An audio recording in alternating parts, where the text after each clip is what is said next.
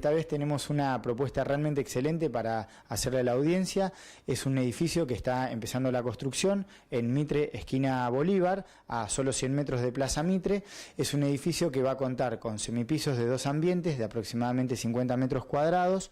Quien construye, la constructora Soprano, el edificio se llama Soprano Gion, y bueno, la particularidad que tiene, además de la amplitud y luminosidad de los ambientes, es que se puede llegar a pagar una parte al boleto de compraventa y el resto hasta 30 cuotas, con la particularidad de que si bien los valores están en dólares, se pueden pagar en pesos con la cotización del dólar oficial. Para aquellos que quieran recibir, porque estamos en pleno macrocentro de la ciudad, y quienes quieran tomarlo como una posible renta también, porque son departamentos que el día de mañana, una vez que estén terminados, van a tener muy fácilmente posibilidad de alquilarse. En este momento está en pleno pozo, con lo cual por eso se puede dar la posibilidad de pagar hasta 30 cuotas. Y bueno, cabe destacar que el edificio va a tener calefacción por piso radiante, carpintería de aluminio con doble vidrio, se va a entregar con amoblamientos totalmente terminados de cocina y placares.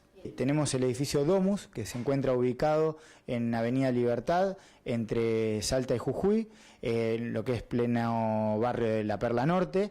Son departamentos de 3 ambientes. El edificio se encuentra aproximadamente en un 60% de la construcción, lo cual hoy podemos ir y ver cada uno de los ambientes y la vista y luminosidad de cada uno de ellos.